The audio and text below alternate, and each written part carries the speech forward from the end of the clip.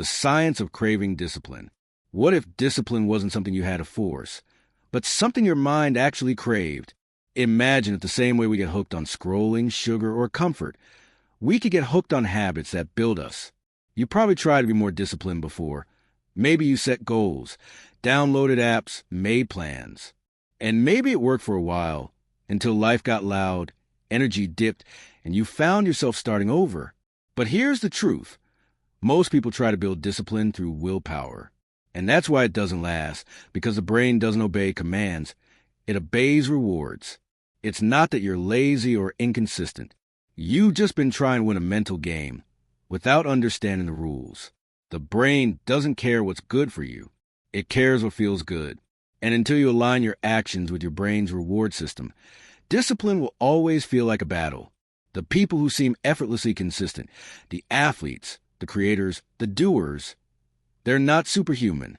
They've simply rewired their reward circuits. They've taught their minds to enjoy effort. And that's what we're going to do here. Not through hype or empty motivation, but through science, psychology, and small, consistent proof. You'll learn how to make hard things feel good, how to lower resistance, how to attach joy to progress, and how to become the kind of person who follows through. Not because they have to, but because it's who they are. Lesson 1. Reward the rep. Discipline fails when the effort feels empty. Think about it. When you scroll your phone or eat junk food, your brain gets instant dopamine. But when you study, train, or build, the reward is delayed. The brain wants satisfaction now, not later. So instead of fighting that biology, use it. Every time you take a small action, open your laptop, start a workout, clean one drawer, reward the behavior. Not with something huge, but something simple. A deep breath, a favorite song, a sip of coffee, or just saying to yourself, that's who I am. You're not bribing yourself. You're training your brain to associate effort with pleasure. Over time, the resistance fades. Work becomes its own reward. This is how elite performers stay consistent. They don't force themselves through misery. They anchor effort to something positive. Reward the rep, and your brain will start chasing the work, not avoiding it. Lesson 2. Shrink the start. The hardest part isn't the work. It's beginning the work. When you look at a big task, your brain sees a mountain and immediately says later. That word is the graveyard of potential. So shrink the start. Make the first step so small it's impossible to reject. Open the document. Lace up your shoes. Write one sentence. That's it. Once you start, resistance loses its power. Action creates momentum, and momentum creates motivation, not the other way around. You're not tricking yourself. You're building psychological safety. When beginnings feel light, your brain stops avoiding them. Progress doesn't come from massive effort. It comes from small starts repeated daily. Lesson 3. Pair it with pleasure. We've been taught that discipline means pain, that if it feels good, it doesn't count. But that's wrong. The brain isn't wired to chase pain. It's wired to chase pleasure. So use that. Take something you want to do, work out, study, clean, create, and bundle it with something you already enjoy. Listen to a podcast while exercising. Play your favorite playlist while cleaning. Sip your best coffee when you sit down to write. This is called temptation bundling, and it's one of the most powerful habit tools ever discovered. It fuses effort with enjoyment so that your brain starts to crave the process itself. Eventually, the reward becomes a work. You're not tricking your biology, you're aligning with it. Lesson 4. Shape your space. Discipline doesn't begin in your mind. It begins in your environment. Because even the strongest willpower burns out in a room full of distractions. Your surroundings can either drain your focus or protect it. Delete the apps that eat your time. Put friction between you and your temptations. Move the remote, log out of social media, or hide the snacks. Then make good habits easy. Lay out your gym clothes. Keep water on your desk. Put your book where you'll see it. When you design your space for your goals, discipline becomes automatic. You won't need to fight for focus. Your environment will do it for you. Lesson 5. Identity first. Stop trying to act disciplined. Start becoming the kind of person who is. Behavior follows identity. Every time you say, I'm just not disciplined, your brain agrees. Every time you say, I'm someone who follows through, your brain starts collecting evidence. So don't fake it. Prove it once a day. Keep one small promise to yourself. One act of proof becomes a pattern. Patterns become identity. And identity makes behavior automatic. You're not chasing a new routine. You're becoming a new kind of person.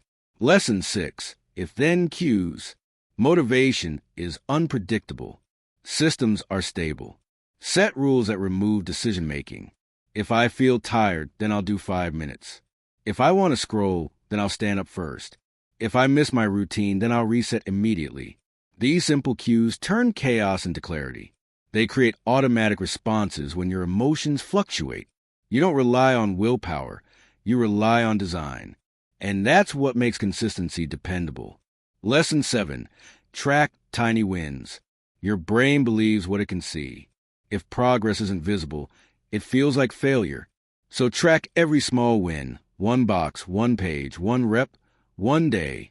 Each mark says this matters. I'm building proof. The more proof you see, the more you trust yourself. And when belief grows, so does consistency. You're not proving perfection. You're proving progress. Tiny wins create massive momentum. Lesson 8.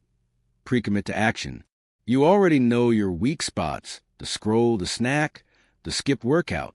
In the moment, emotion always beats logic. So make decisions before the emotion arrives. That's called pre-commitment. Lock in your choices while you're clear-headed. Block distracting apps. Schedule work sessions. Tell a friend your deadline, or add small stakes for accountability. You're not trying to control every moment. You're building guardrails that keep you aligned when your energy dips. Discipline isn't about force, it's about foresight. Lesson 9. Protect your energy. Discipline dies when the body is drained. You don't skip the gym because you're lazy. You skip because you're exhausted. Sleep, nutrition, light, and movement aren't luxuries. They're fuel. When your energy is low, your willpower collapses. When your energy is full, action feels natural. Take care of your body like it's part of your productivity system, because it is. Discipline doesn't require punishment. It requires power. Lesson 10. Focus on one thing. Multitasking feels productive, but it destroys focus. You're not meant to juggle 10 things. Your brain thrives in deep work. So simplify. Ask, what's the one thing that truly matters right now? Then do only that. Single tasking is a superpower. When you pour your full attention into one target, time slows, clarity rises, and you actually finish what you start. Busyness looks like effort. Focus is effort. Lesson 11. Progress, not perfection. Discipline grows through gradual overload, not all or nothing bursts. Like muscles, habits strengthen when you do a little more than yesterday, not everything at once. Write for 10 minutes, then 15. Walk for a mile, then 1.2. Tiny increases compound, and rest is part of the process. You can't push forever. Consistency isn't about never stopping. It's about always returning. You grow through steady pressure, not constant strain. Discipline stacks slowly, quietly, until one day it feels effortless. Lesson 12. Miss fast, reset faster. You will slip. Everyone does. The difference between the disciplined and the defeated is recovery speed. 1 missed day is data. 2 becomes a pattern. Don't spiral, reset. Pause, breathe, say out loud, I missed. I'm not broken. Let's continue. Then take one small action. Something you can complete right now. That's how you rebuild momentum. The goal isn't perfection. It's resilience. It's not about never falling. It's about knowing how to rise every time. Because when you trust yourself to recover, discipline stops being a struggle. It becomes your nature. Final thought. You don't need to force discipline. You need to train it, reward it, protect it, and design your life around it. When you understand how your brain works, when you align effort with pleasure, when you treat energy and environment as part of your system, you stop fighting yourself. Discipline stops being pressure and becomes momentum. It stops being punishment and becomes identity. It stops being hard and starts feeling right.